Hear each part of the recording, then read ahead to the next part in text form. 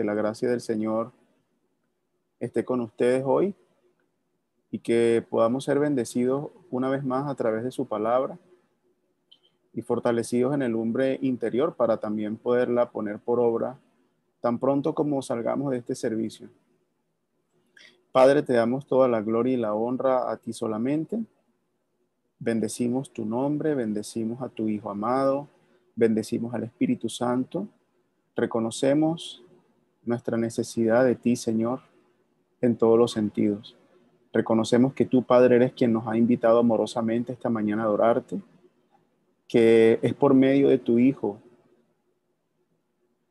por quien podemos acudir o dar una respuesta a esa invitación y deleitarnos en tu presencia, y al Espíritu Santo quien nos guía a darle un culto racional al Padre, a ti, Señor, a entender la verdad, a conformarnos cada día más a Cristo. Así que nuestra Trinidad hoy sea exaltada en todo su poder, en toda su gloria. Reconocemos, Señor, nuestra lentitud para ser oidores eficaces de la palabra. Reconocemos que para el hombre natural las cosas del Espíritu son locura y no las puede comprender. Pero también reconocemos que tu Espíritu Santo se ha derramado en nuestros corazones y que ahora, por medio de él, tenemos una mente iluminada para la verdad. Por lo tanto, Espíritu Santo, aplica estas verdades a nuestras vidas. Confórmanos cada día más a la persona de Cristo Jesús. Ayúdanos, Señor, a crecer en santidad. Que la palabra de hoy sea como una espada de doble filo, Señor, que atraviesa toda nuestra naturaleza humana hasta llegar al tuétano mismo de nuestra existencia. Cambiar nuestras proposiciones, cambiar nuestras presuposiciones sobre la vida y que podamos salir de aquí pensando como piensas tú, como piensa Cristo. Ilumínanos en medio de un tiempo de tanta oscuridad. Ilumínanos con las doctrinas con las que un día iluminaste al mundo entero. Te bendecimos, oh Señor amado. Amén. Hermanos, buenos días. Cuando comenzamos la serie, hoy la terminamos, casualmente, la serie acerca de las doctrinas de la gracia. Cuando comenzamos a hablar acerca de ellas, dijimos que íbamos a hacer un énfasis importante en las doctrinas y las aplicaciones que ellas tienen para nuestra vida. Es común que en nuestro caminar cristiano, o mejor dicho, en nuestra madurez cristiana, vayamos adquiriendo conceptos o verdades sobre ciertos temas del cristianismo, pero que se nos dificulte cómo poder incorporarlos a nuestro sistema de vida o nuestro sistema de creencia en general. Es decir, de qué manera la elección incondicional, por ejemplo, que parece ser una doctrina polémica y que debemos dejarla solo en manos de los académicos o los escolásticos, de qué manera estas doctrinas para el pueblo en general, digo, al adolescente, al joven, a la ama de casa, al padre, al trabajador, al hombre de negocios, puede impactar su vida. ¿De qué manera estas doctrinas pueden transformar la vida de esta persona? La elección incondicional. ¿Cómo puede cambiar su cultura, su apreciación hacia las bellas artes, hacia la arquitectura, hacia la política, hacia la economía? Uno de los trabajos que debemos hacer en este tiempo es ampliar nuestra cosmovisión y pretender o proponernos abarcar todos los departamentos de la vida a partir de nuestra fe. Es decir, cuando hablamos de las doctrinas de la gracia, no solamente debemos quedarnos en el concepto, sino que debemos someter todos los departamentos de nuestra vida a esas doctrinas. Esta mañana vamos a hablar acerca de la última doctrina del tulip, que es la perseverancia de los santos, o con su título más polémico, Salvos, siempre salvos. Pero ¿de qué manera la perseverancia de los santos pudo traer luz a Europa en el siglo XVI y provocar una revolución, por decirlo de alguna manera, en toda la vida o en toda la cultura de Europa, cosa que no logró hacer en buena medida el Renacimiento y la Ilustración, lo pudo hacer la Reforma. Es decir, hermanos, con todo esto, yo lo que le pretendo a modo de introducción de pedirle que nos esforcemos en pensar en la medida en que se vaya desarrollando el culto, o mejor dicho, la enseñanza, de qué manera puede lucir mi vida hoy desde la realidad en la que el Señor me permite participar, si yo abrazo la perseverancia de los santos. Yo estoy convencido que hubo una bella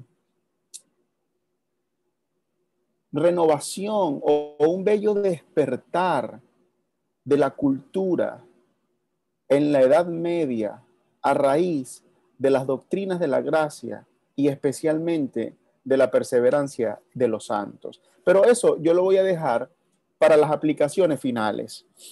Ahora solo quiero que usted disponga su mente y sus capacidades intelectuales según Dios le haya dado, para que usted vaya viendo cómo usted, como mamá, como papá, como joven, como empleado, como hombre independiente, como estudiante del seminario, etcétera, puede aplicar estas verdades a su vida. A lo largo de estas semanas hemos abordado temas importantes acerca de la salvación, ¿verdad?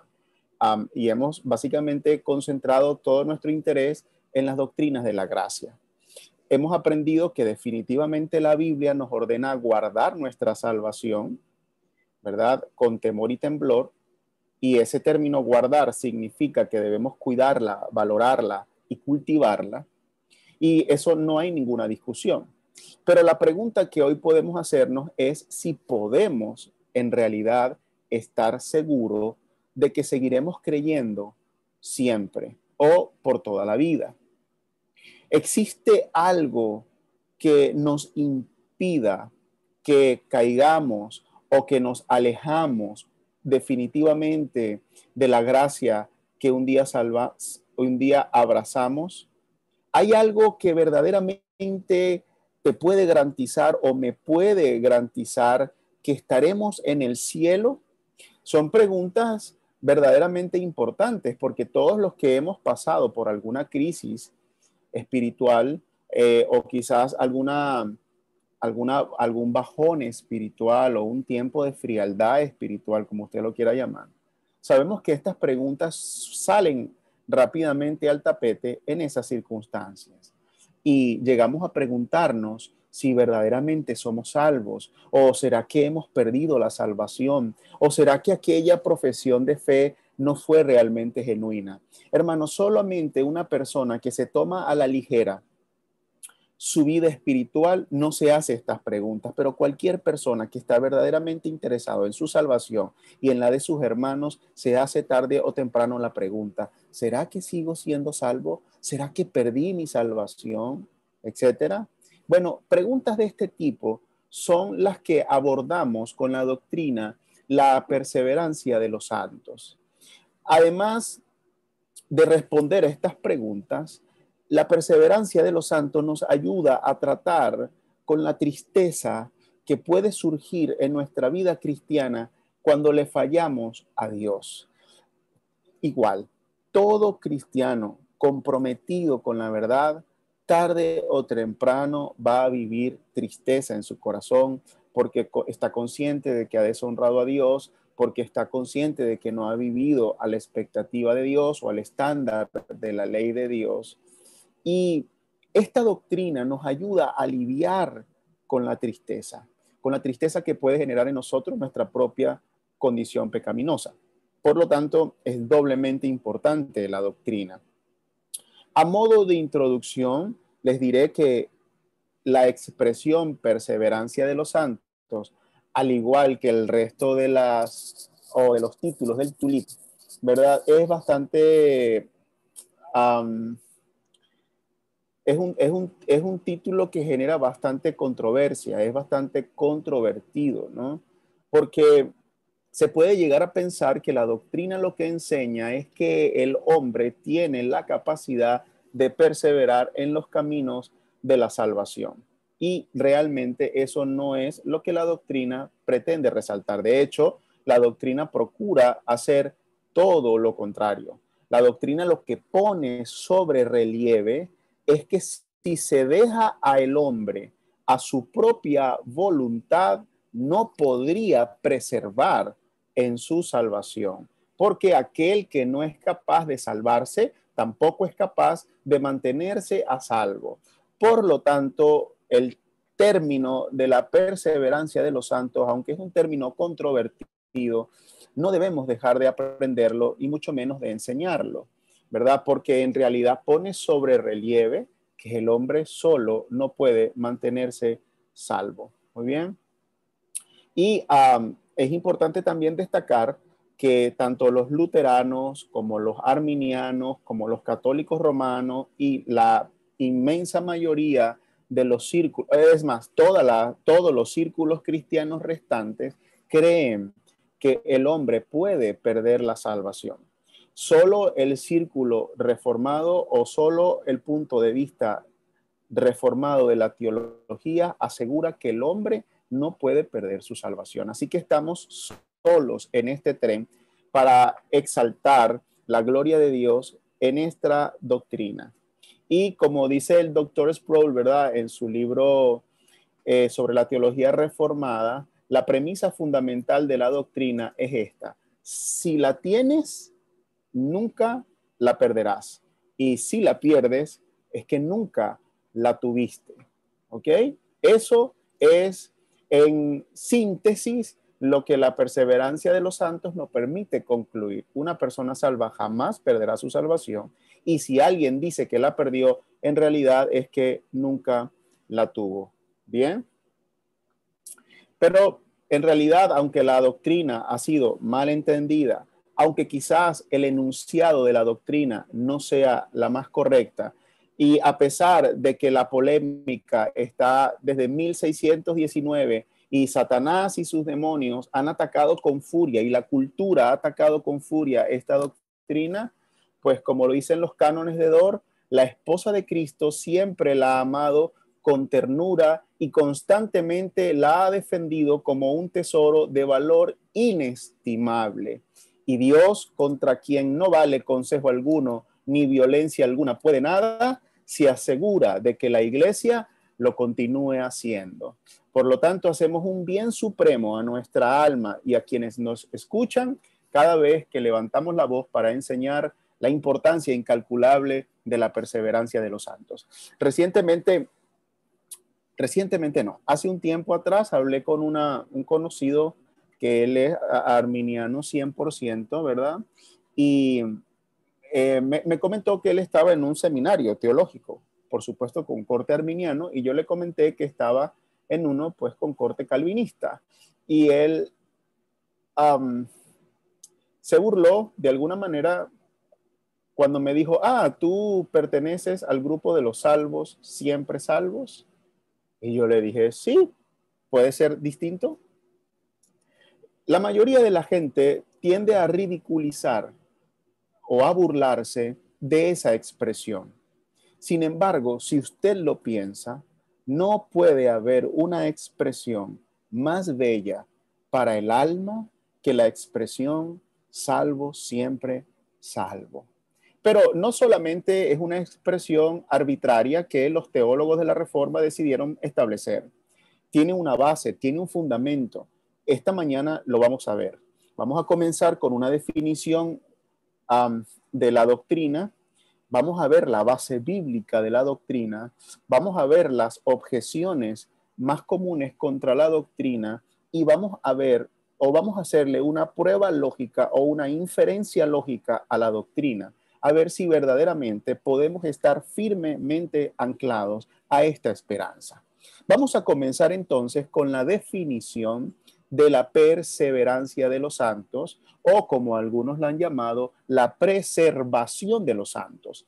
Vamos a comenzar como aprenden o con este método de enseñanza que comienza por lo que no es para luego abordar lo que sí es. Primero, ¿qué no es la perseverancia de los santos o qué no es lo que enseñamos cuando enseñamos esta doctrina?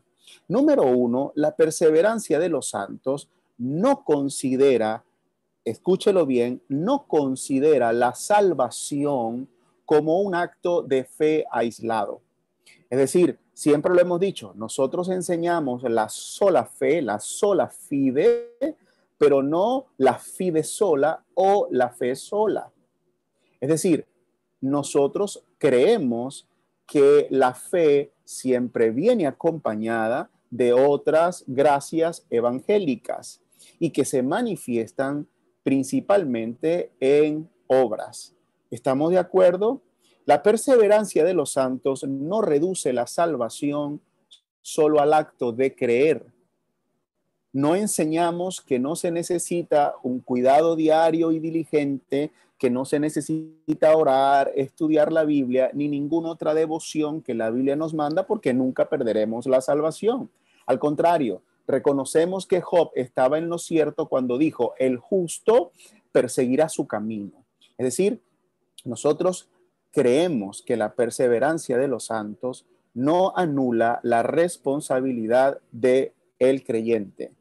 De hecho, creemos lo que el apóstol Pablo dijo acerca de la salvación en 2 de Timoteo 4:7, cuando dijo, he peleado, y quiero que vea los verbos, he peleado la buena batalla, he terminado la carrera, me he mantenido en la fe. Fíjate que aunque él es un promotor de la perseverancia de los santos, él no dijo, Dios ha peleado por mí la batalla, Dios ha terminado por mí la carrera y Dios se ha mantenido por mí en la fe. No, él lo dice claramente, yo la he peleado, yo la he terminado y me he mantenido en ella. Por lo tanto, cuando proclamamos la perseverancia de los santos, no decimos que el hombre es como un tronco muerto arrastrado por Dios hasta los ríos del cielo. De hecho, permítame traer a memoria las palabras de Charles Spurgeon con respecto a esta doctrina. Por cierto, una vez escuché a un predicador en Panamá, él no es de Panamá, él es de Puerto Rico, creo, decir que Spurgeon enseñaba como un calvinista, pero vivía como un arminiano.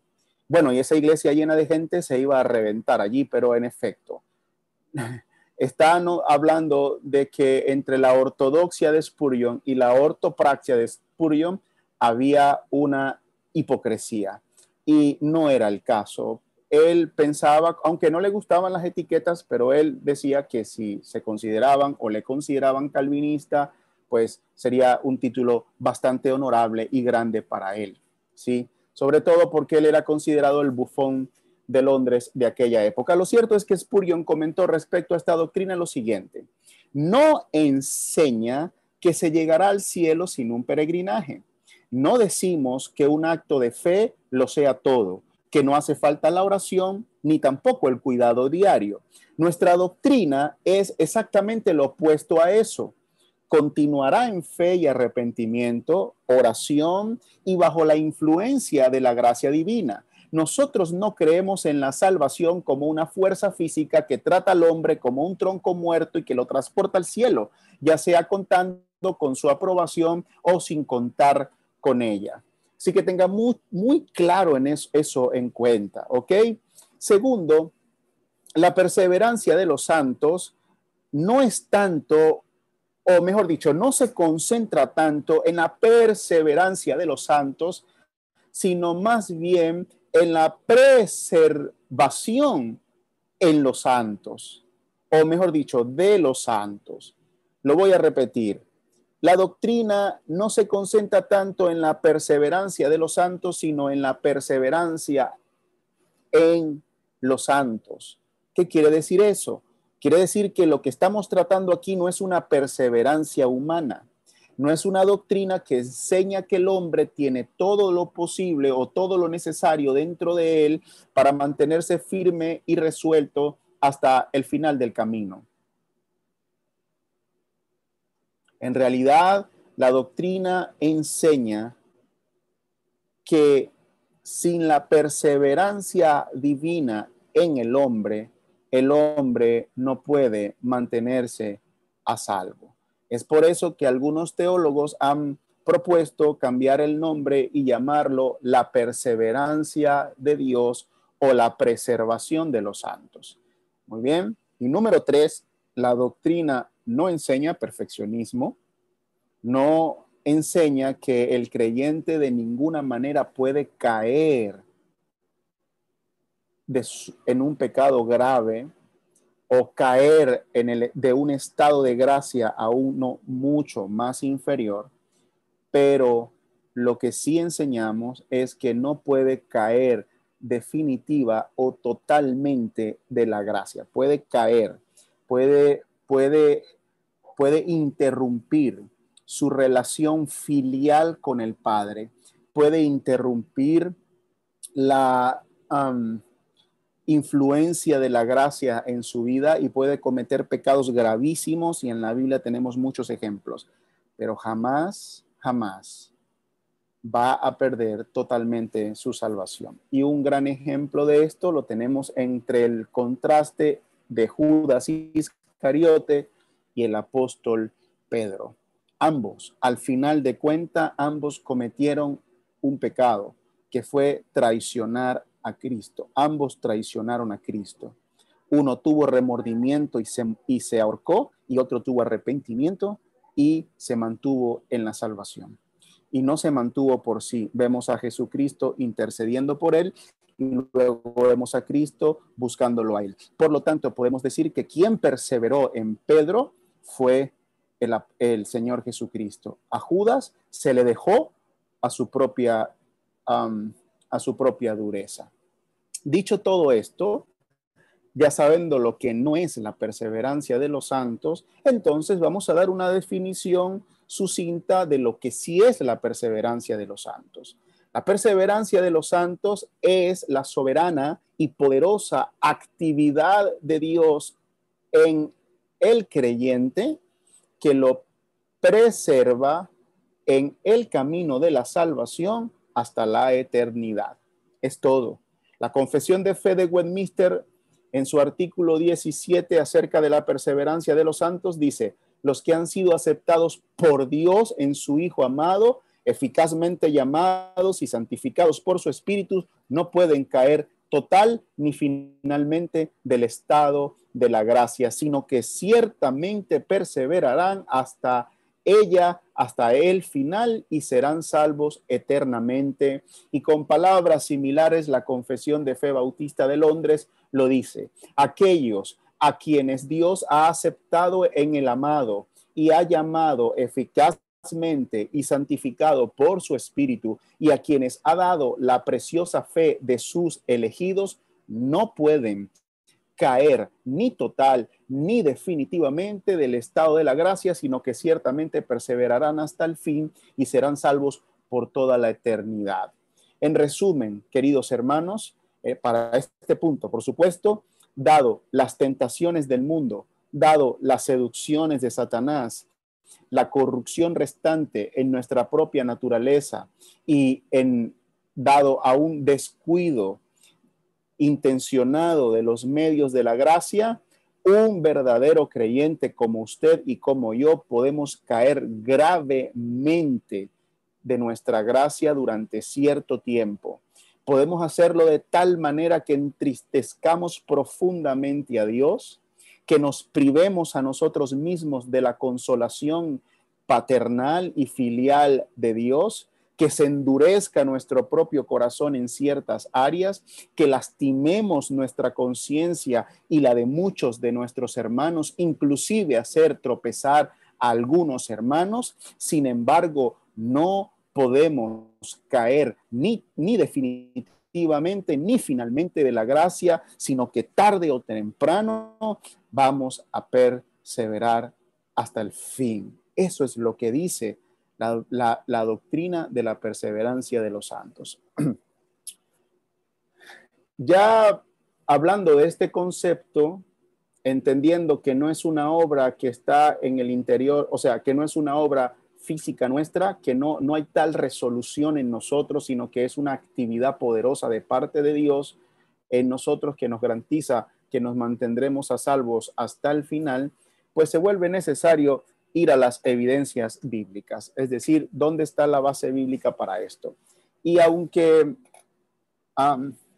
sabemos que hay algunos textos que parecen indicarnos que hay un grave peligro acerca de la apostasía, vamos a decir dos cosas. Es cierto, hay algunos textos que hablan y advierten acerca de la apostasía, pero antes de abordar esto voy a decir un par de cosas. La primera de ellas es que esos textos, aunque advierten acerca de la apostasía, no son concluyentes para asegurarnos de que un creyente apostatará o apostató en los tiempos bíblicos. Y número dos, ¿verdad? La mayoría de los textos suelen ser complicados de entender en su propio contexto. Por lo tanto, la perseverancia de los santos nos ayuda a ser fieles a los principios hermenéuticos, donde decimos que cuando una verdad es demasiado difícil de comprender o un texto es demasiado complejo de interpretar, entonces debemos quedarnos donde mayor evidencia bíblica tengamos. Y la evidencia bíblica acerca de la perseverancia de los santos es mucho más abrumadora y es mucho más clara que la de la supuesta apostasía de un creyente. Seamos sinceros primero en ese sentido. Bien, de todas maneras, al final no voy a poder abordar todos los textos bíblicos en contra de la doctrina, lo he hecho en otra ocasión. Sin embargo, voy a dar algunos aspectos generales que los engloba a todos. Ahora, por ahora, vamos a enfocarnos en la evidencia bíblica. Primero, Jesús enseñó la perseverancia de los santos con mucha claridad en Juan 3:16. A veces, a Juan 3:16 lo sabemos todos, pero hay tanta belleza contenida en el texto y en esas palabras no hay tantas verdades que a veces vemos solo el hecho de la expiación allí o del amor de Dios, pero no vemos que aquí hay una clara enseñanza de la perseverancia de los santos. Míralo, porque tanto amó Dios al mundo que dio a su Hijo unigénito. ¿Para qué lo dio?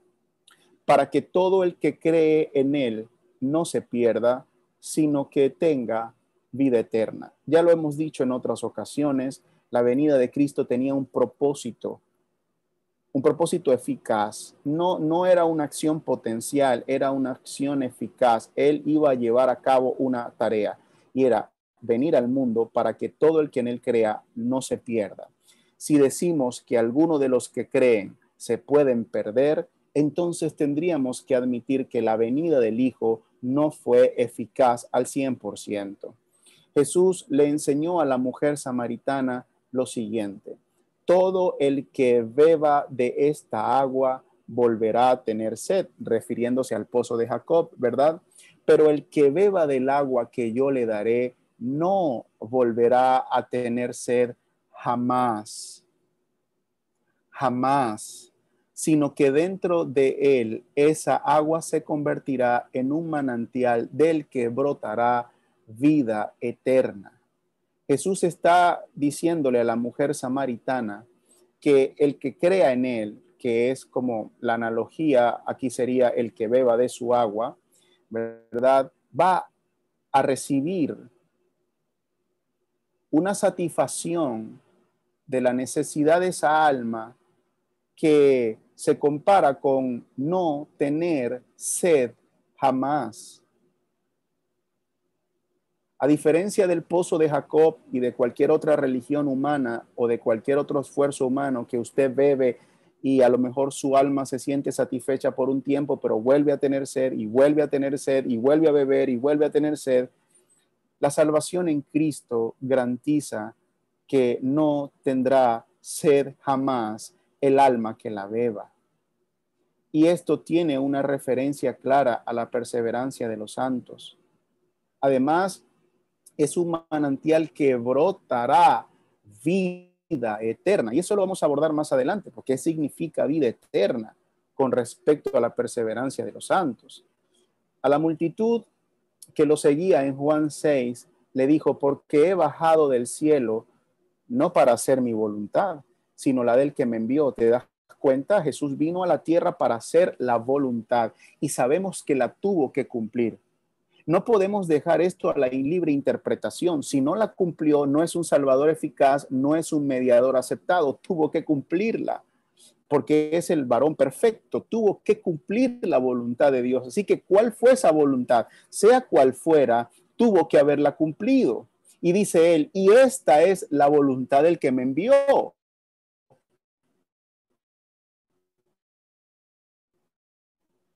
Que de todo, sino que lo resucite en el día postrero. Está muy claro, hermano. No es un sesgo doctrinal. No es un sesgo denominacional. Es que no hay otra manera de interpretar las palabras a la luz de este contexto. El propósito de la venida de Cristo era hacer la voluntad. Y la voluntad era que de todo lo que me diere, ni siquiera dice de todos, sino de todo, como viendo su pueblo en un todo, yo no pierda nada, sino que lo resucite en el día postrero. Y de hecho, él agrega lo siguiente, y esta es la voluntad del que me envió, que todo aquel que ve al Hijo y cree en él tenga vida eterna, y yo le resucitaré en el día postrero. No puede creer un grupo de personas hoy y mañana perder la salvación sin destruir la obra mediadora de Cristo, sin destruir o poner en tela de juicio la obediencia de Cristo y su capacidad como nuestro mediador o sustituto. Porque Él lo dijo claramente. He venido a hacer la voluntad de mi Padre y es esta, que los que me dé no se pierda ninguno. ¿Te das cuenta cómo esto es un tema de redención intratrinitaria? ¿Te das cuenta cómo aquí claramente se ve que esto es un pacto entre el Padre y el Hijo? ¿Te das cuenta cómo aquí el agente primordial es la segunda persona de la Trinidad, la primera persona de la Trinidad y también la tercera persona de la Trinidad? ¿Te das cuenta? Es que olvidamos mucho o solemos pasar por alto que hay un pacto de redención eterno que no tiene nada que ver con nosotros, que nosotros somos solamente sujetos secundarios en el pacto. Pero es que aquí hay un acuerdo entre el Padre y el Hijo y nadie puede romperlo ni violarlo. Más adelante en ese mismo capítulo Jesús dijo, nadie puede venir a mí si no lo atrae el Padre que me envió y yo lo resucitaré en el día final. Si yo soy el pan vivo que bajó del cielo, si alguno come de este pan, vivirá para siempre. No va a vivir por un tiempo. No puede que alguno coma y viva más que otro. Es que aquí hay una proposición clara y es el que me come a mí verdaderamente no va a tener hambre jamás. O como lo dijo el Señor, vivirá para siempre. Mira lo que le dijo a los judíos en aquella fiesta de la dedicación registrada en Juan 10. Les dijo, yo les doy vida eterna y nunca perecerán. Y nadie podrá arrebatármelas de la mano. Yo en la desesperación de algunos hombres por golpear o blasfemar contra la doctrina de la perseverancia de los santos, he escuchado decir que el término nadie aquí no involucra o no incluye a la misma persona. Es decir, que Jesús estaba diciendo que nadie puede arrebatarle de la mano a una oveja, excepto la oveja misma, que se arrebate a ella misma. Pero, hermanos, eso es ir muy lejos. Eso ya es fantasear, eso es una imaginación pecaminosa, eso es hacerle exégesis a ese texto. No exégesis. Él lo está diciendo claramente. Yo les doy vida eterna. La vida eterna tiene que tener una característica particular, lo vamos a ver más adelante. Y nunca perecerán. Es muy fuerte esto en griego, nunca perecerán. ni nadie podrá arrebatarlas de mi mano. Mire lo que dice, mi Padre que me las ha dado es más grande que todos y de la mano del Padre nadie la puede arrebatar. Aquí tenemos una clara referencia al pacto de redención. Es como si Jesús está diciendo, esto es un acuerdo eterno entre el Padre y yo, y con eso nadie puede hablar de eso, o sea, contra eso nadie puede hacer nada. Contra eso nadie puede objetar. Nadie podrá arrebatarme aquellos que Dios me ha dado. Esto es una aseveración soberana, es autoritativa. Esto es una prerrogativa divina, no pide permiso. Esto es así, los que son de Él perseverarán hasta el fin. Esto es muy importante, hermanos. En Panamá, no sé, el 70% de la gente que conozco está apartada. Son cristianos carnales o, según ellos, por supuesto, o son cristianos que están, ¿cómo lo llaman? Apartados, apagados o fríos. Algunos de ellos han perdido la salvación, pero la semana que viene voy a tratar de recuperarla. En medio de tanta confusión, a estas personas hay que enseñarlas que no es que están apartadas, que no es que perdieron la salvación o es que han caído, sino que deben considerar el hecho que nunca la obtuvieron. Jesús le dijo a la hermana de Lázaro llamada Marta, yo soy la resurrección y la vida, en Juan 11. El que cree en mí vivirá aunque muera. Y todo el que vive y cree en mí no morirá jamás. ¿Crees esto? ¿Qué está diciéndole Jesús? Le está diciendo, el que cree en mí vivirá. No vas a escuchar nunca a Jesús diciendo, algunos de los que crean en mí vivirán, pero otros no. Él va a ser muy enfático, el que crea en mí vivirá, aunque muera. Haciendo una referencia a la segunda venida de Cristo, que estarán muertos, pero resucitarán. Y después dice, y todo el que vive y cree en mí, cuando yo venga, entonces no morirá, sino que entrará directamente a mi presencia. Inclusive podemos rastrear esta doctrina en la propia oración sacerdotal de Juan 17. Padre, quiero que los que me has dado estén conmigo donde yo estoy, que vean mi gloria, la gloria que me has dado, porque me amaste desde antes de la creación. Padre, quiero que lo que me has dado, una vez más, una referencia al pacto de redención. Padre, quiero que aquellos que me has dado como un regalo, pues estén conmigo donde yo estoy.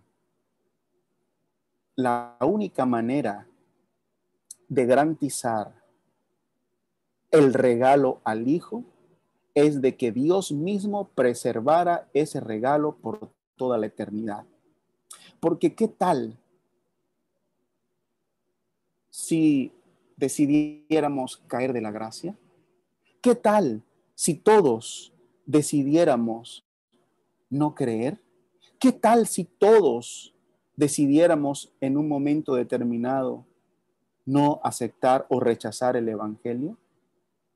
Entonces la venida de Cristo definitivamente fue perdida. La sangre de Cristo fue perdida.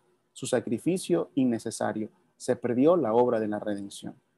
Y aunque usted diga te estás yendo a los extremos, no es una imposibilidad, es una posibilidad clara.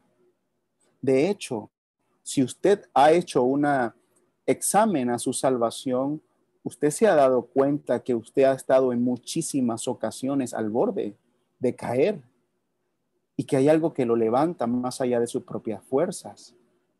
Entre más usted ora y más estudia la palabra, usted es más consciente de su debilidad y de su pobre capacidad de mantenerse con vida. Pero no solamente Jesús enseña esto. Pablo enseñó claramente que no hay ninguna condenación para los que están unidos a Cristo Jesús. No existe ninguna condenación. Si decimos que la perseverancia de los santos no es verdad y que una persona puede perder su salvación, entonces Pablo se equivocó, porque sí hay alguna condenación. Una condenación tan fuerte que de hecho es capaz de hacerle perder la salvación, pero Pablo lo que dice es que no hay ninguna condenación. Si no hay ninguna condenación, si no hay ningún pecado que me pueda inculpar porque ya Dios se los imputó al Hijo, entonces entiendo que no puedo perder la salvación. La cadena de oro de salvación, nos refugiamos en ella durante todas las doctrinas de la gracia. A los que predestinó, también los llamó; a los que llamó, también justificó; a los que justificó, también glorificó, es decir, también los llevó más allá de la muerte. Los salvó, los mantuvo a salvo. Lo único que une a cada uno de estos aspectos de la salvación es la perseverancia de los santos. No dice a los que predestinó, algunos se quedaron y llamaron a algunos, y de esos algunos, entonces un poco menos fueron justificados, y de los pocos justificados, finalmente solo unos cuantos, y de chiripita, como diríamos nosotros, fueron glorificados. No, es que aquí hay una clara, o sea, aquí hay una narrativa bastante fluida del apóstol Pablo. El Espíritu Santo lo está llevando a escribir claramente esto. ¿Me entiendes? Los que predestinó terminarán en la gloria. Aquí no hay nada que explicar.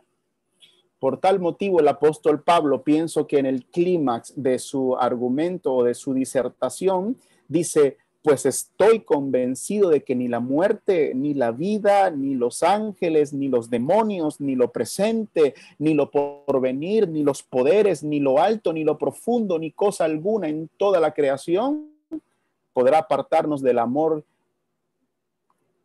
de Dios que ha manifestado en Cristo Jesús nuestro Señor. Vuelvo, hay gente que se levanta y dice: un momento, aquí no dice que el mismo pecador no pueda apartarse, habla de todo lo demás menos de uno mismo. Hermano, yo no mancharía una doxología con esto. Es evidente que Pablo está buscando un argumento lo suficientemente trascendental como para decir: no hay nada creado. Y eso incluye a la misma persona que le pueda separar del amor electivo, del amor eficaz de Dios a través de Cristo Jesús. No lo hay. Bueno, y Pablo lo dice también de una manera más resumida, pero también bastante clara en el libro de Filipenses 1:6. Estoy convencido, no tengo duda, estoy seguro estoy. ¿De qué? De que el que comenzó tan buena obra en ustedes, filipenses, la irá perfeccionando hasta el día de Cristo Jesús. Pablo descansaba en eso. Descansaba en que el Dios que los llamó perseveraría en ellos y los llevaría seguros hasta el día del fin. Fue un gran consuelo para Pablo esta doctrina, y tiene que ser un gran consuelo para nosotros. A Timoteo en su primera carta le dijo: por lo cual asimismo padezco esto, pero no me avergüenzo, porque yo sé a quién he creído y estoy seguro que es poderoso para guardar mi depósito para aquel día. En medio de una sentencia de muerte, en medio de una prisión, en medio de las más hostiles de las persecuciones, en medio del hambre, de la desnudez, del filo de la espada, de la traición de los impíos y del abandono de los hermanos, Pablo estaba completamente seguro y firme en esta ancla eterna, que el Dios en el que había creído era poderoso para guardar su fe hasta el día final. No confiaba en sí mismo, sino en un Dios que lo perseveraría. El medio hermano de Jesús, en su doxología de la carta de Judas, de su carta llamada Judas, en el versículo 24 y 25 dice: y aquel que es poderoso para guardaros sin caída y presentaros sin mancha delante de su gloria con gran alegría, al único y sabio Dios, nuestro Salvador, sea gloria y majestad, imperio y potencia, ahora y por todos los siglos. Amén. La perseverancia de los santos es una tremenda fuente de consuelo.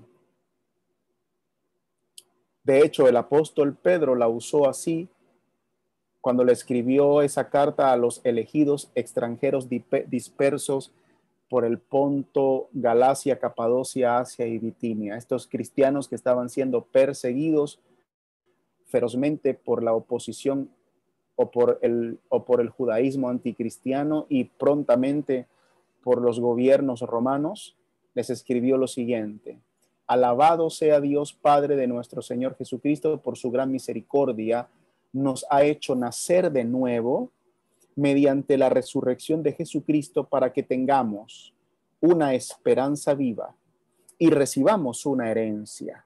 Mira las características de la herencia: indestructible, incontaminada e inmarchitable. Tal herencia está reservada en el cielo para ustedes, a quienes el poder de Dios protege mediante la fe hasta llegar a la salvación que se ha revelado en los últimos tiempos.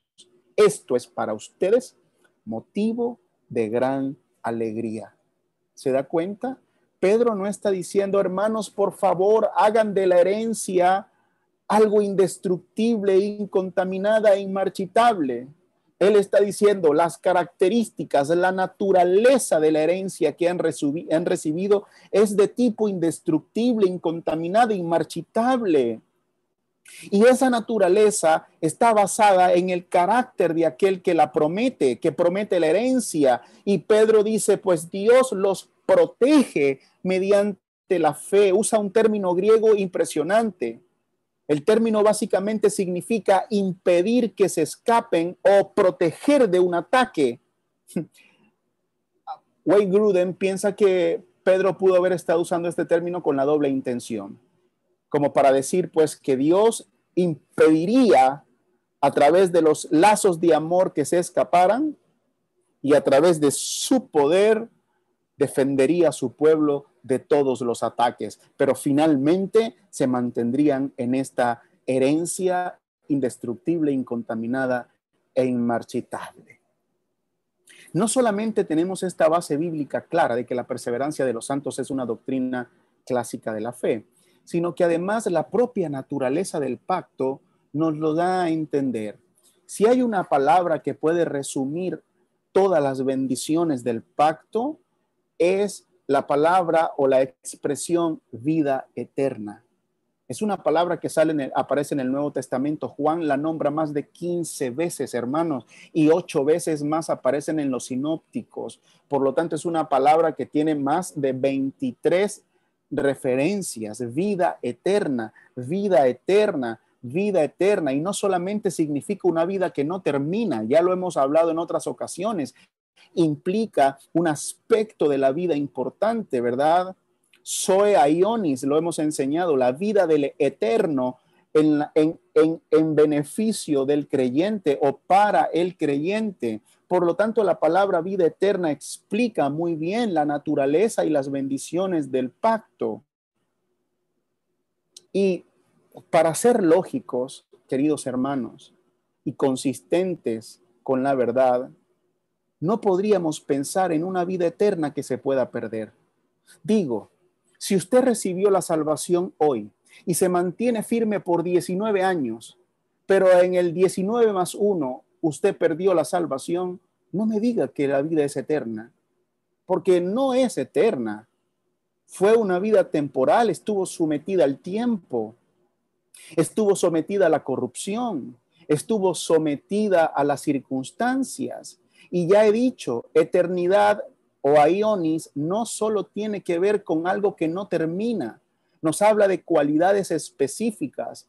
Aionis, también como se le llama al Señor, el eterno, tiene que ver con Dios mismo, con el carácter de Dios. La vida eterna es vivir la vida de Dios donde Dios vive. Esa es la gran promesa, es vivir la vida de Dios. Por lo tanto, lo que nos garantiza garantiza la eternidad, es el propio carácter de Dios. No está propenso a ser contaminado, no está propenso a ser manchado, ni tocado por el mal, ni al tiempo. Es eterna porque nos las da precisamente el Eterno. No solamente la naturaleza del pacto, sino la participación de la Trinidad nos habla de que esta doctrina es nuestra y es verdad. Por el carácter del Padre podemos inferir que no nos perderemos jamás, de que somos salvos, siempre salvos. En el libro de Deuteronomio 7:9 leemos: reconoce por tanto que el Señor tu Dios es el Dios verdadero, el Dios, escuche, fiel, que cumple su pacto generación tras generación y muestra su fiel amor a quienes lo aman y obedecen sus mandamientos. Y algunos pueden decir, está viendo, está condicionado. Si yo no cumplo, él no es fiel. Pero la revelación se expande cuando vamos al Nuevo Testamento y vemos lo que dice Pablo a 2 de Timoteo. Si somos infieles, él sigue siendo fiel, ya que no puede negarse a sí mismo. Y en Primera de Tesalonicenses leemos que Dios mismo, el Dios de paz, lo santifique por completo y conserve todo su ser, espíritu, alma y cuerpo, irreprochable para la venida de nuestro Señor Jesucristo. El que los llamó es fiel y así lo hará.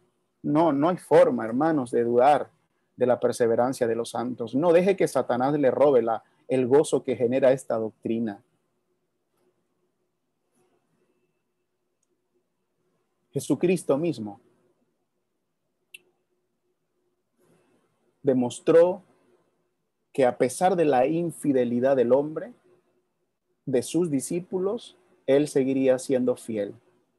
Se acercaba la fiesta de la Pascua, estaba a punto de ser entregado, y Juan pone esta nota en su evangelio: y habiendo amado a los suyos que estaban en el mundo, los amó hasta el fin.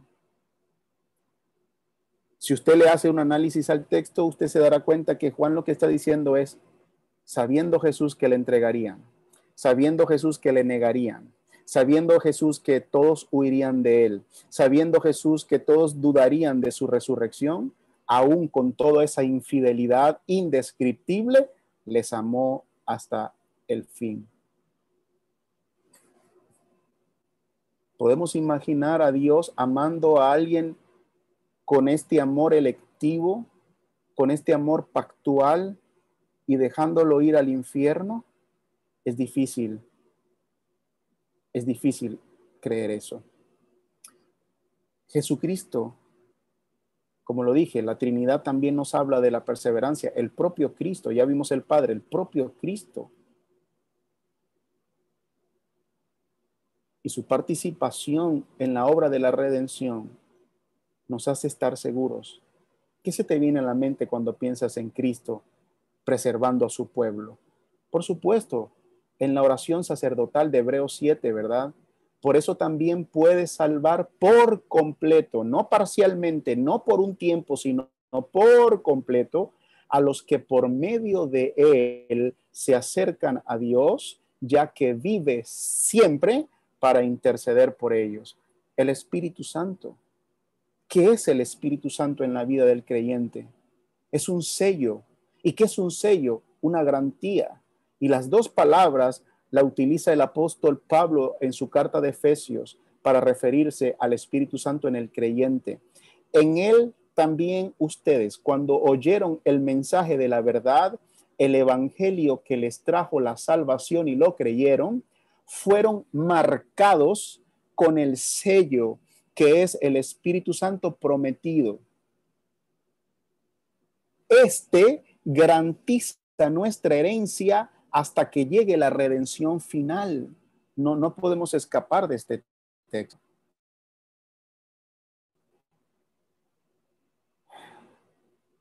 Las dos palabras son estas. La palabra sello nos habla de un instrumento.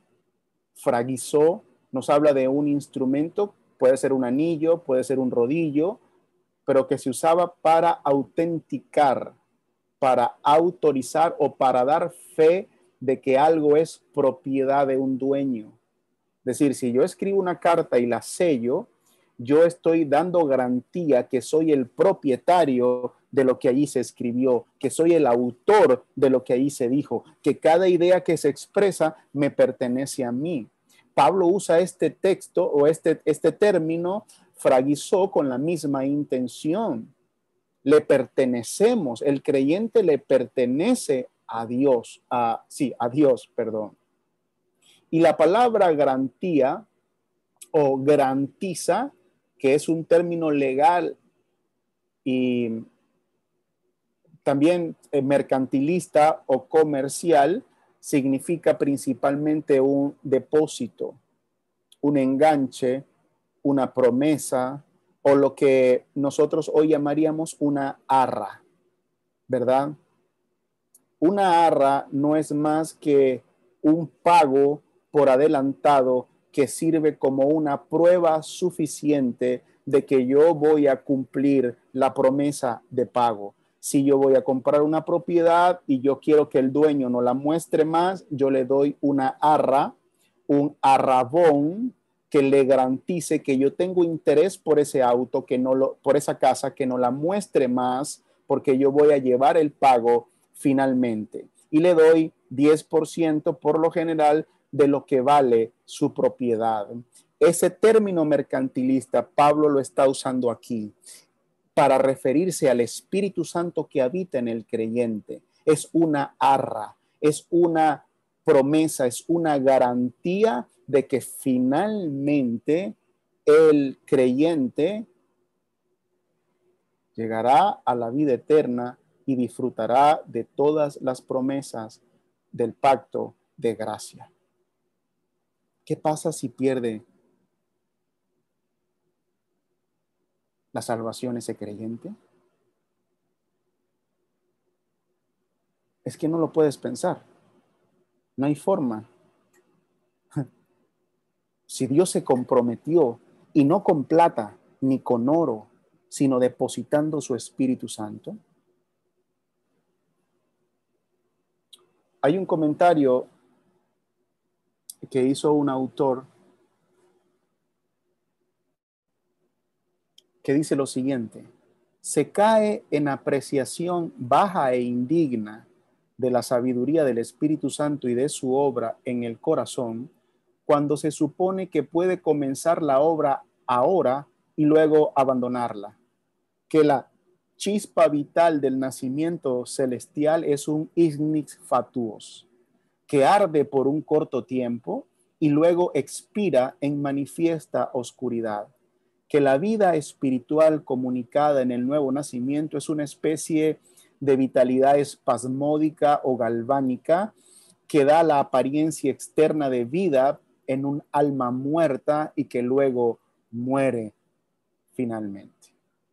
Definitivamente no hay forma de dudar de la perseverancia de los santos sin ofender al Espíritu Santo, sin dudar de su capacidad para salvarnos. Ahora vamos a estos aspectos más lógicos, porque como sabemos, la Biblia nos enseña a ofrecerle a Dios un culto racional.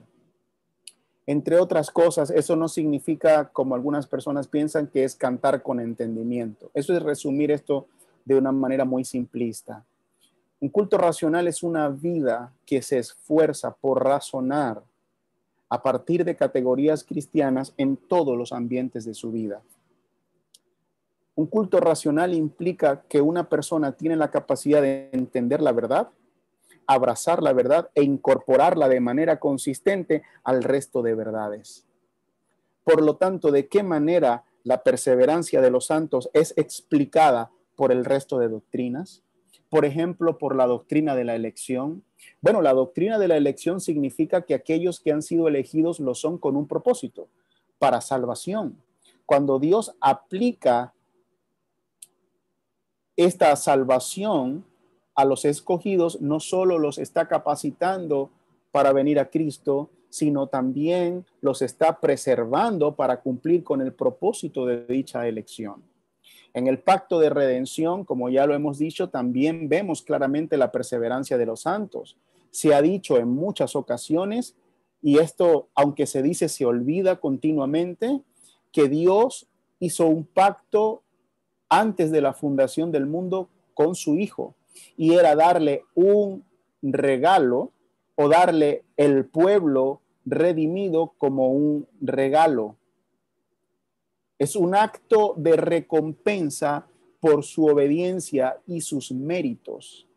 Este regalo fue determinado desde la eternidad y no está condicionado ni por la infidelidad de nosotros, ni por las debilidades, ni por nuestra pecaminosidad, por nada de eso, sino por el carácter de Dios que le dio el regalo.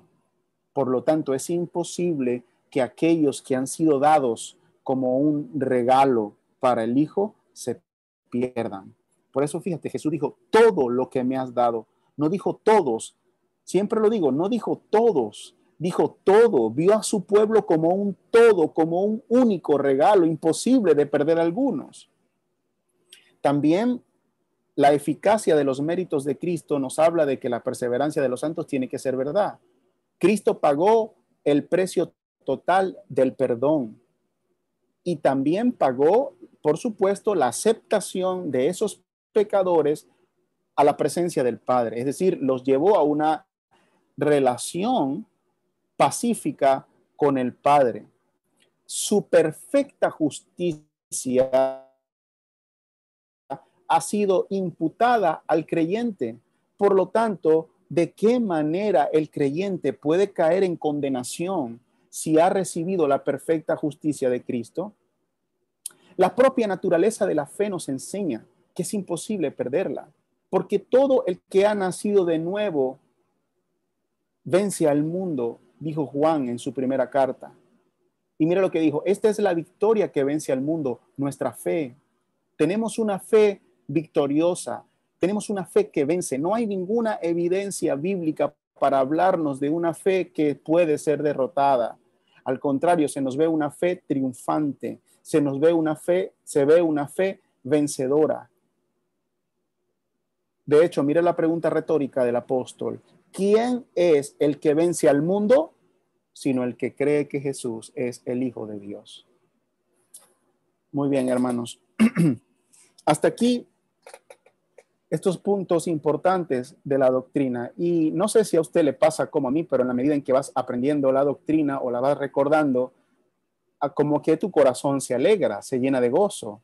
Y sientes que el peso, ese peso que uno se coloca encima de administrar el universo, se cae. Y recuerdas por un instante que tú no eres el gerente del cosmos. De hecho, que ni siquiera es del hombre el ordenar sus propios pasos, sino que dependemos completamente de Dios, ¿verdad? Ahora vamos a abordar un poco por el tema de tiempo, algunas de las objeciones, muy pocas. La primera objeción que se levanta contra la doctrina de la perseverancia de los santos es que una enseñanza como esta conduce a la negligencia. ¿Hay calvinistas negligentes? Claro. Eso no hay duda. Y no lo negamos. Pero el hecho de que un muchacho de 7 años se equivoque en una suma no significa que las matemáticas fallaron. Admitimos que hay negligencia en los grupos de reformados. Inclusive admitimos que hay negligencia en nuestra propia vida. Pero eso no hace que la doctrina falle y que nada falle. De hecho, acerca de la gracia y la salvación, el artículo 3 de la Confesión de Fe de Westminster dice todo lo contrario. Mira lo que dice.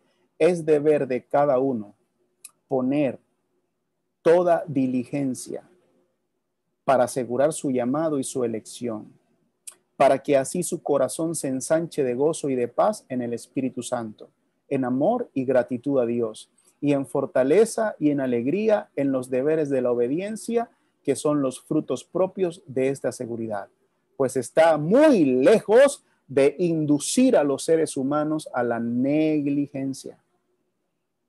La doctrina también se le conoce como la seguridad de la salvación, salvo siempre salvo, pero básicamente aquí lo que estamos viendo es que definitivamente no induce a la negligencia, sino todo lo contrario.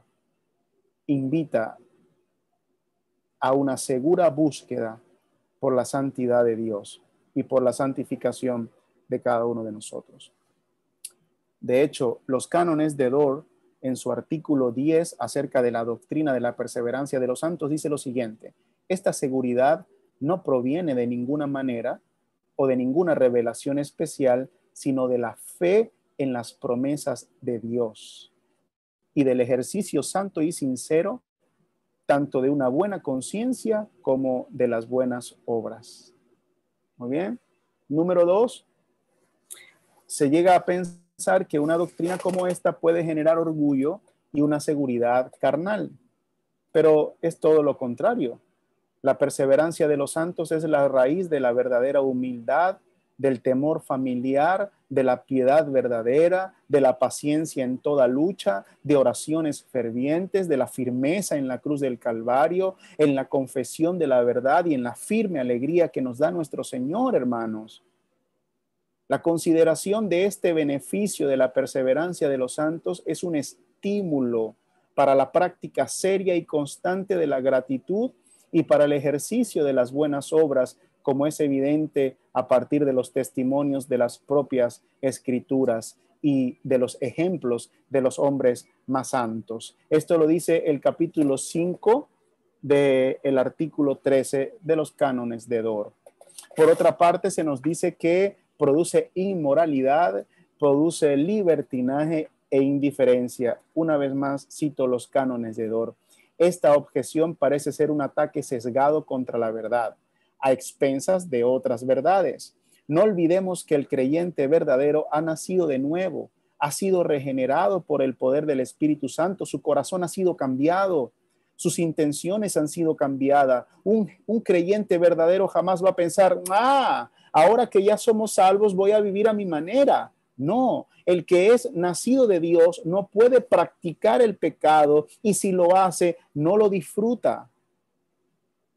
Él sabe que por abusar de la benignidad del Padre, el rostro propicio de su Señor, por cierto, cuya contemplación es más dulce que la vida y cuyo ocultamiento es más amargo que la muerte, se aparte de él y caiga en graves tormentos de ánimo. ¿Alguien piensa que si enseñamos esta doctrina vamos a estar produciendo el pecado en la gente, como si los creyentes están sentados en las sillas de la iglesia esperando que el pastor suene el silbato de go para salir a pecar? No. Es que no es una vez más ofender al Espíritu Santo. Nosotros somos hombres que amamos la santidad porque el Espíritu Santo mora en nosotros. Y la otra objeción tiene que ver con las muchas advertencias sobre la apostasía. Algunos textos, apostasía significa el abandono definitivo de la fe que se profesó. Algunos textos están Mateos 24:12, Colosenses 1:23, Hebreos 2:1, Hebreos 3:14 y Hebreos 6:11. Como te das cuenta, el libro de Hebreos es donde mayor evidencia hay de este tema de la apostasía. Sin embargo, a modo general diré, estas no prueban que el creyente puede llegar a ser un apóstata. Y aunque lo voy a abordar más abajo cerca de las aplicaciones, debemos decir que más bien sirven como un estímulo para que el creyente se examine continuamente. Ustedes saben que el apóstol Pablo mandó 2 veces a que se examinara la iglesia de Corintios. Examinaos a ver si todavía siguen en la fe. Y cuando se estaba dando la Santa Cena, examínese cada uno de ustedes. Hay que hacerse un examen regular. Pero si no hay una admonición, si no hay una amenaza, si no hay una exhortación, ¿cómo puedo examinarme? ¿Cuál es el interés para examinarme? ¿Se dan cuenta? Espero que comprenda. Si no, déjelo allí porque más abajo lo abordaremos.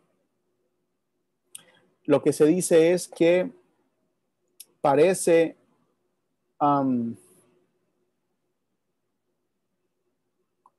innecesario entonces, si el creyente nunca va a caer de la gracia, pues ¿para qué se le va a amenazar? Pues puede parecer a simple vista innecesario para nosotros, pero vamos a ver que para Dios es perfectamente lógico hacerlo. Déjelo allí. La otra objeción es que hay muchas referencias bíblicas de hombres que apostataron. Una vez escuché a un predicador decir que Adán y Eva es un ejemplo claro de la apostasía, y es probable que algún día le digan a usted si se puede perder la salvación porque Adán y Eva la perdieron. Bueno, algunas personas piensan que Adán y Eva creyeron el evangelio y fueron salvos, pero bueno, ese no es el punto. El punto es que la comparación no es posible porque el pacto de Adán y Eva no era un pacto incondicional, sino que era un pacto condicional. Había una promesa de recompensa por la obediencia y una pena por la desobediencia. Este pacto de obra que ellos hicieron no tenía ningún mediador, no tenía ningún fiador, a diferencia del pacto de gracia nuestro que sí lo tiene. De hecho, el pacto de obra que se estableció con Adán y Eva estaba sujeto a la eventual obediencia de estos hombres. El de la gracia está condicionado a la obediencia de Cristo. ¿Se da cuenta? Ahí está la diferencia. En el pacto de obras, el camino a la vida era el camino de la obediencia a la ley. En el pacto de gracia, el camino a la vida está en la fe en Cristo. Debemos saber que el pacto de gracia solo es posible porque el pacto de obra se cumplió en Cristo. Y esa es nuestra garantía. Por lo tanto, Adán y Eva no es un ejemplo bíblico para pensar de que el creyente del nuevo pacto puede ser un apóstata. También se habla de Imeo y Alejandro en 1 de Timoteo 1, 19, 20, y también se habla de Demas en 2 de Timoteo 4, 10 como hombres que se apartaron en un momento determinado. Sin embargo, no se asegura en ninguna parte que ellos hayan tenido la verdadera fe salvífica. Para poder aceptar una posible apostasía, tendríamos que demostrar que Imeo, que Alejandro y que Demas eran creyentes verdaderos. Y realmente es algo que no podemos hacer. Además, que no nos tome de sorpresa porque la Biblia claramente nos habla de hombres que creerían de manera temporal, de hombres que tendrían una falsa conversión, de lobos rapaces, ¿verdad? Que estarían dentro del rebaño y que luego se irían.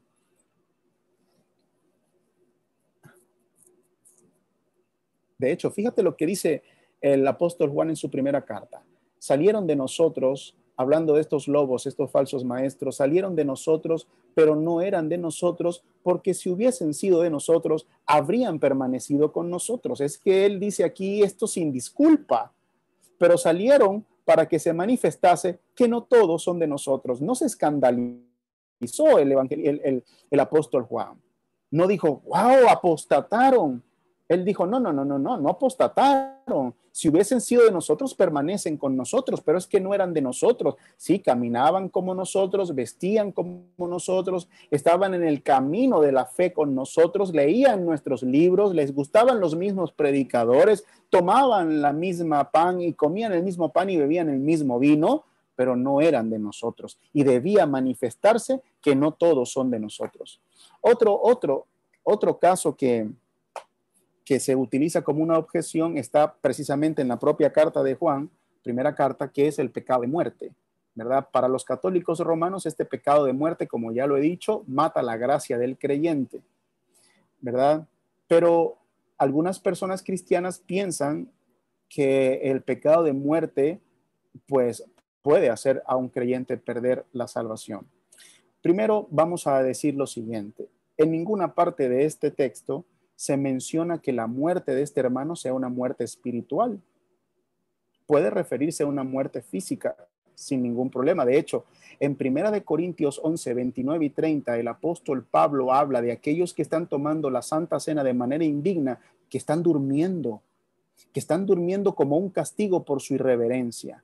Entonces, ¿puede Dios llevarse a un creyente como parte de la disciplina? Sí, lo puede hacer sin ningún problema, pero eso no significa que va a perder su salvación. Y eso no significa que Juan está hablando aquí del pecado de muerte que hace que la gente apóstata o caiga de su fe.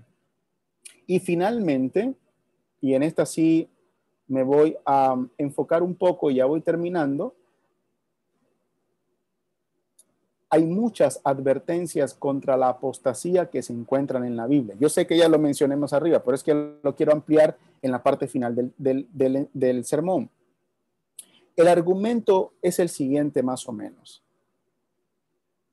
Debe ser un peligro real y posible para los creyentes el caer o apostatar de la fe, porque de lo contrario Dios no hubiera dado semejantes advertencias.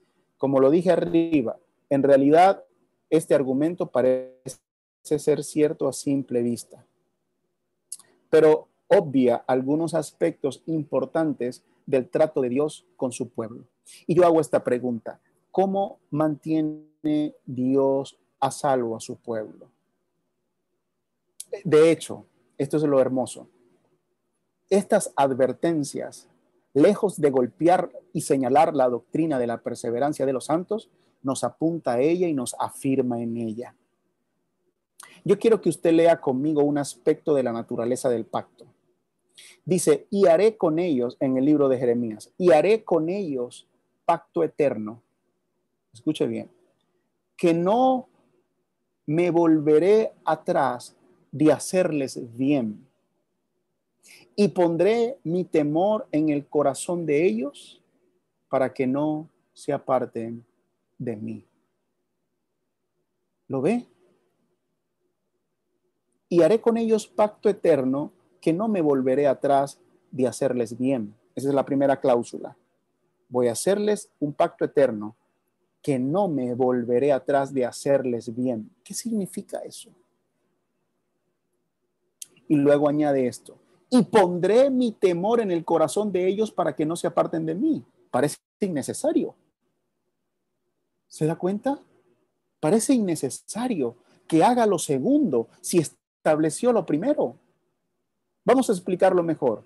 Dios ha decidido hacer un pacto eterno con su pueblo, pero Él va a hacer algunas cosas para garantizarlo, porque nosotros somos agentes responsables en el pacto, no somos troncos muertos, como decía Spurgeon.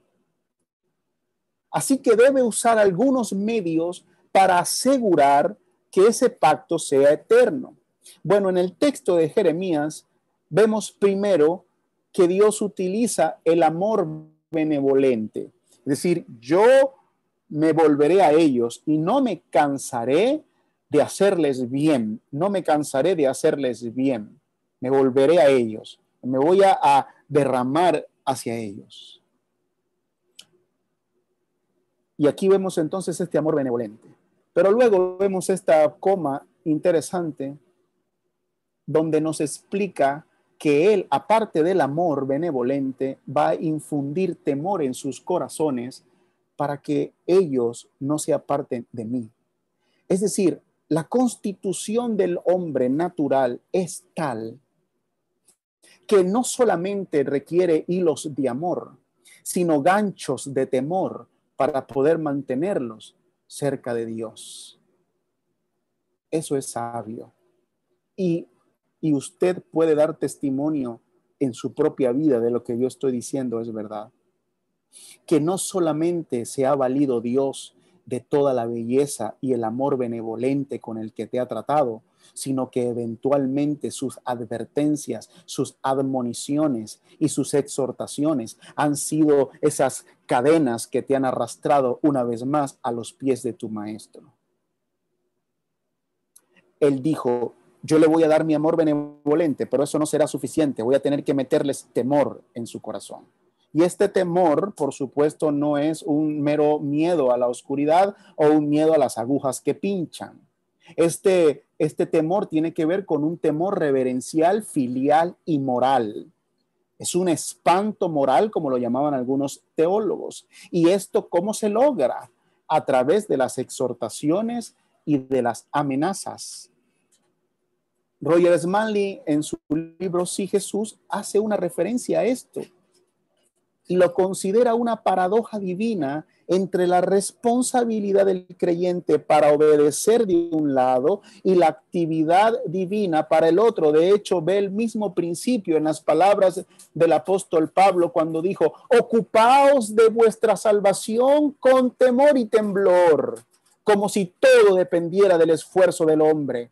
Sin embargo, después añade: porque Dios es el que en vosotros produce el querer como el hacer por su buena voluntad. Pablo sabía que sin la fuerza operativa y eficaz de Dios en el corazón del creyente, no podían ocuparse de su salvación. Pero eso no evadía su responsabilidad, sino que era un motivo para inducir esa responsabilidad. De la misma manera, estoy convencido de que las amonestaciones, de que las advertencias, de que las exhortaciones hacia las posibles apostasías están ahí porque son reales en el sentido en que son necesarias para mantenernos firmes y examinados continuamente nuestra salvación en Cristo. Imagínese por un momento que nunca se predicara del infierno en la iglesia.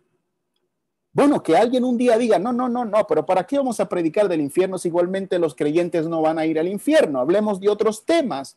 Nadie se atrevería a decir eso. Nadie puede considerar el evangelio sin el infierno. Nadie puede tener la perspectiva de la segunda venida de Cristo sin la claridad del infierno. Es lo mismo, hermano. Esas advertencias de la apostasía no son un tropiezo para la perseverancia de los santos, son un estímulo. Es un medio que Dios utiliza para mantenernos en guardia y es legítimo. Espero que se haya entendido. Finalmente concluyo con unas inferencias lógicas de la doctrina. Número 1, inferencia lógica, pensando: ¿cómo puede perderse la salvación si Dios nos las regaló cuando estábamos muertos y éramos sus enemigos? Digo, si en el estado de muerte y enemistad con Dios recibí la salvación, entonces ¿en qué estado la puedo perder? Ahora que soy su hijo y Él es mi Dios amante, ¿qué necesito para perder esa salvación? ¿Cómo la puedo perder? Y yo hago esta pregunta: ¿cómo puedo perder la salvación? El fin último de esta pregunta nos forzaría a concluir por lo menos dos cosas. Primero, la puedes perder por pecar. Pero si decimos que por pecar, debemos responder: ¿por cuál pecado? Porque la Biblia me dice que todo pecado es transgresión a la ley. No puede ser el pecado de muerte porque un solo versículo no puede ser utilizado para generar una doctrina de este nivel. Y ya dijimos que de hecho no tiene nada que ver con la muerte espiritual. ¿Por qué pecado puedo perder yo mi salvación si recibí mi salvación como un pecador? Imagínese por un momento decir que por un pecado grave, hermano, esto pone en tela de juicio toda nuestra fe. ¿Qué esperanza tenemos para el hombre que todavía no controla su ira? ¿Qué esperanza tenemos para el hombre que todavía es perezoso en algunas actividades de la piedad y la devoción? Para el hombre que está batallando con algún pecado oculto, ¿qué esperanza? No tiene ninguna esperanza. Lo otro que podíamos responder es que si no se puede perder por un pecado, entonces se puede perder porque el creyente está siendo confundido o ha sido confundido por Satanás. Son las dos únicas conclusiones que puedo llegar a dar para tratar de explicar por qué la salvación se pierde. Pero la Biblia claramente me dice en Mateo 26 que los elegidos no pueden ser engañados. Ellos están oyendo la voz de su pastor y le siguen. El Espíritu Santo les hace clamar: Abba, Padre. Hay un testimonio subjetivo del Espíritu Santo. Hay una capacidad de discernir el bien y el mal, la verdad de la mentira. No se puede perder la salvación. No se puede caer totalmente por un pecado ni por confusión. Es lógico. Y por último, el último argumento lógico a esto sería: si Jesús salió a tu encuentro para salvarte cuando eras su enemigo, ¿no es razonable esperar que también saldrá a tu encuentro si te desviaras ahora que eres su hijo? Yo más bien le devuelvo la pregunta: ¿cómo puede imaginar a Jesús saliendo de redil a buscar la oveja perdida y a la misma vez dejar a la oveja hija que se pierda? Es que no es lógico. Bueno, mis hermanos, esta mañana he intentado demostrar que la perseverancia de los santos es una doctrina bíblica, que debemos defenderla, que debemos vivirla y que debemos cuidar nuestra salvación, que es un estímulo para la obra evangelística y que es un estímulo para perseverar en los caminos del Señor. De hecho, la perseverancia es una marca de la salvación. A modo de conclusión y para aplicar el texto a nuestras vidas, voy a decir unas cuantas cosas. Número 1, la perseverancia no me salva. Eso tiene que estar claro, pero es un indicador de que soy salvo. El que perseverare hasta el fin, ese será salvo. La perseverancia de los santos me indica a mí que estoy en el camino de la salvación. Hermanos, existe un testimonio subjetivo del Espíritu Santo. Está allí latente. Dice que en nuestro interior, ¿verdad?, nos hace entender que somos hijos de Dios y que clamamos a través de él, Abba, Padre. Hay una confianza interna del Espíritu Santo que me hace sentir hijo y vivir como un hijo. No estamos solos en este mundo convulsionado, en este mundo post-COVID, en este cambio de era. No estamos solos, no somos ovejas sin pastor. Tiene que haber una obra en el Espíritu Santo que me está diciendo, sois hijo de Dios.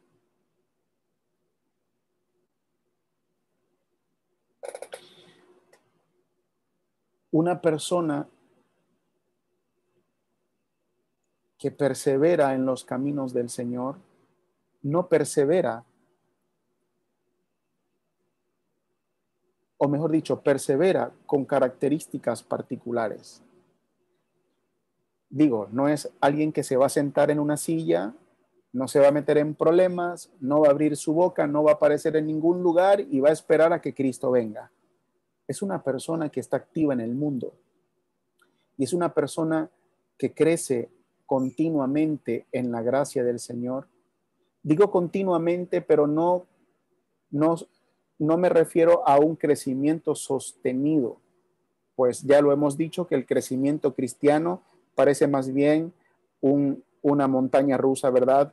Pero siempre con una tendencia alcista.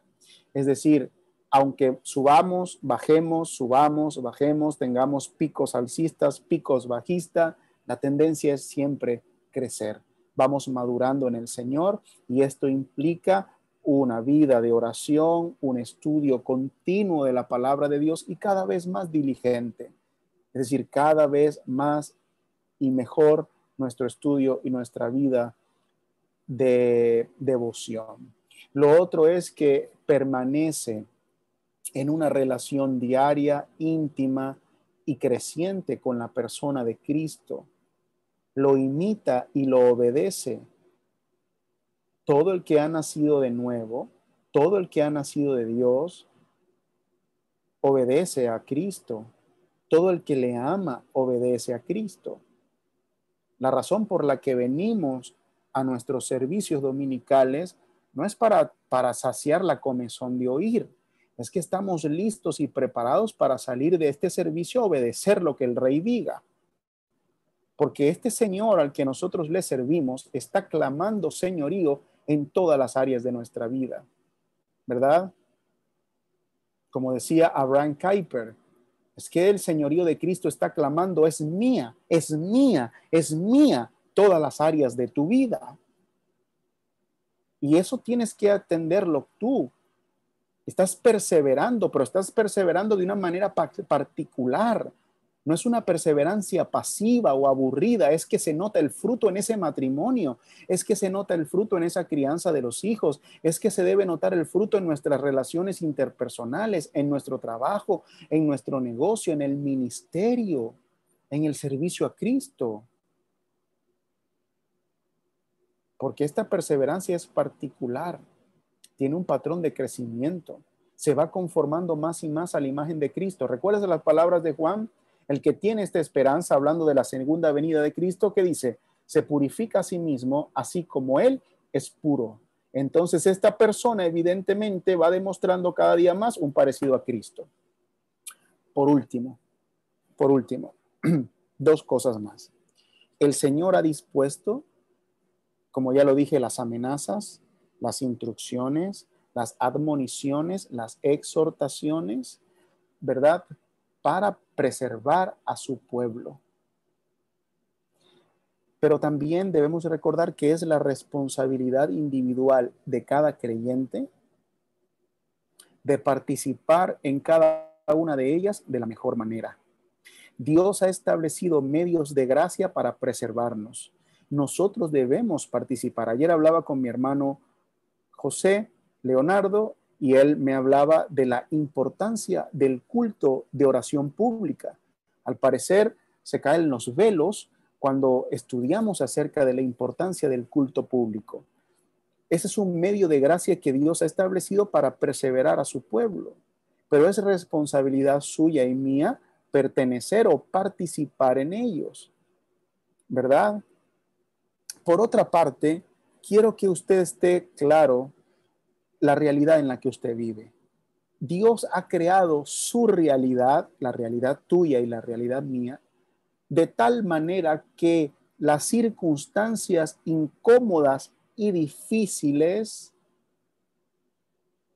formen nuestro carácter de tal manera que la negligencia no nos termine venciendo y nos haga caer de la fe. Entonces, de alguna manera, voy a concluir esto diciendo, tienes la vida que necesitas para perseverar en los caminos del Señor. ¿Por qué tienes ese hijo así en rebeldía? ¿O por qué tienes ese hijo así con esa condición especial, con esa enfermedad o en esas circunstancias? ¿Por qué tu esposa es así? ¿Por qué tu esposo es así? Bueno, no quiero ser simplista ni tampoco caer en una teología retributiva, pero lo que sí quiero decir aquí es que es digno pensar que es la vida que necesitas, con las dificultades e incomodidades que necesitas para Dios tratar con tu negligencia, a fin de que vayas en este peregrinaje a tu destino final, que es la eternidad con Él.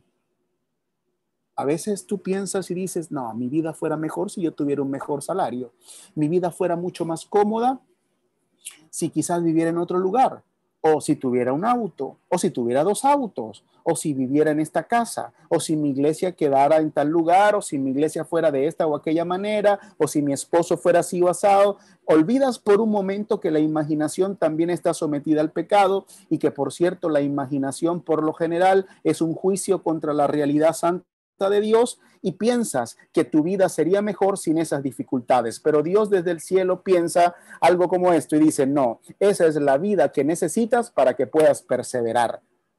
Es como el entrenador de fútbol, ¿verdad? Cuando te ve que estás sobrepasado de peso, cuando se ve que estás más lento de lo habitual, cuando se ve que estás corriendo o que te estás desempeñando por debajo de tus condiciones, de tu edad y de toda tu morfología, entonces viene y dice, no, hay que meterle presión a este deportista. De la misma manera, Dios prepara las circunstancias, las más antagónicas para nuestra carne y sangre, con el propósito de hacernos perseverar. No moriremos en las circunstancias, por muy difíciles que parezcan. Y por último, y es una aplicación tipo bonus, quiero que la pienses.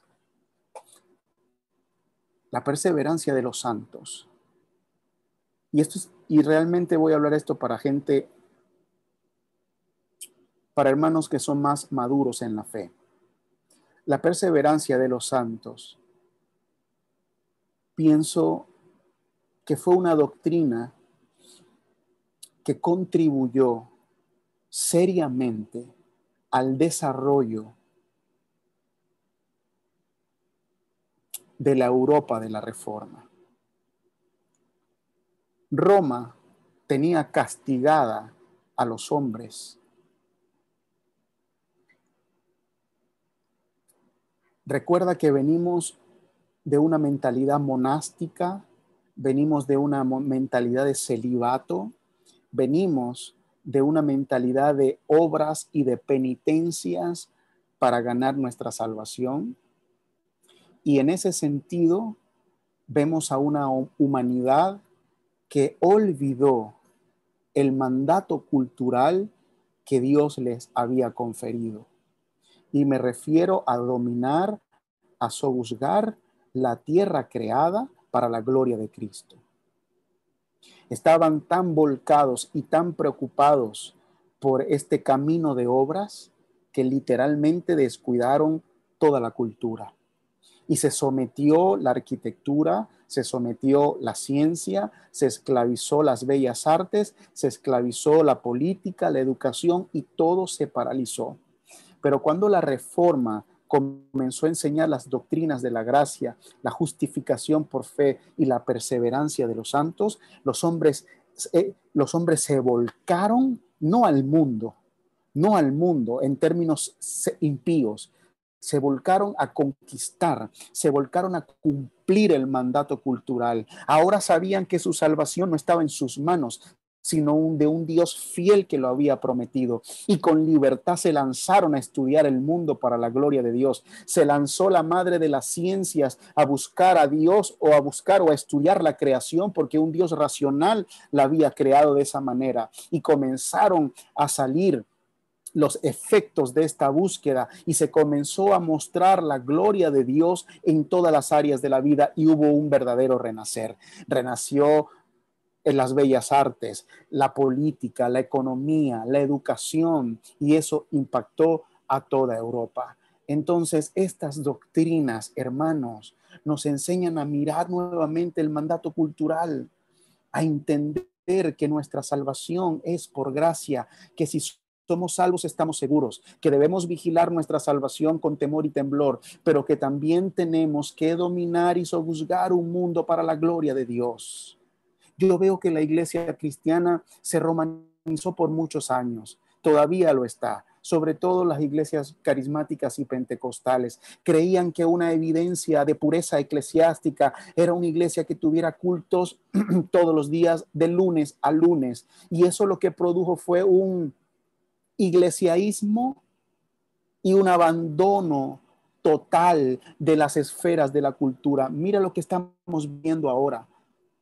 Ya no hay un impacto en la política, ya no hay un impacto en la economía, ya las grandes instituciones o academias que fueron instituidas por hombres piadosos, me refiero a las grandes universidades, a los grandes hospitales, a los grandes centros científicos, hoy están en manos de los impíos, mientras la iglesia se concentraba en hacer cultos de lunes a lunes. Nosotros tenemos que tomar las doctrinas de la gracia y aplicarla a todos los departamentos de nuestra vida. Si yo le estoy hablando a un hombre de negocios, si esa es su realidad, no es que abandones el negocio al menos que sea ilícito a la luz de la escritura, sino que Dios te está demandando el señorío sobre esa área. Jesucristo te está diciendo, es mío, tu negocio es mío y debes ponerlo a mis pies. Si tú eres un llamado a la academia, a la institución, al estudio, lo que sea, Dios te está llamando y te está diciendo que todo tu intelecto tiene que estar saturado de él. Es mío si te dedicaste a la rama de la ciencia. Si eres una ama de casa, Jesucristo te está diciendo, tus hijos son míos, tu hogar es mío. No nos está diciendo abandonen el mundo. La palabra santidad, cuando la referimos a apartarnos del mundo, no significa aislarnos del mundo. Debemos entender esto ahora. Significa que la forma de pensar del mundo no nos afecta, sino que estamos involucrados en las actividades de este mundo, pero con la mentalidad de Cristo, ejerciendo el gobierno de Cristo. Estas son las bellas doctrinas de la gracia que el Señor nos permita. Creo que la iglesia está siendo llamada una vez más a tomar el mandato cultural y a ejercerlo con todo el poder y con toda la libertad que nos da esta bella doctrina, salvos siempre salvos. Pastor, ¿no tienes miedo de estar volviendo impío a tu pueblo? ¿No tienes miedo de estar mandando a los hombres al mundo y de estarlos secularizando y de estarles más bien promoviendo la mundanalidad? No. Hoy comprendo, aunque hay hermanos débiles en la fe, hoy comprendo que aquellos que tienen el Espíritu Santo en su interior son luz del mundo y son sal de la tierra, y por el poder eficaz del Espíritu Santo perseverarán hasta el fin. Vayan y métanse en las ciudadelas de Satanás y pongan el banderín del evangelio. Demuestren la gloria de Cristo, demuestren que la cosmovisión cristiana no solamente es la mejor, sino es la única razonable. Demuestren que nuestra fe tiene sentido y es relevante en este tiempo. Vayan y vivan para la gloria de Dios, hermanos. Prepárense, preparen a sus hijos, preparen a sus esposos y vivan en la libertad de la gracia. Que Dios los bendiga, mis hermanos. Amén.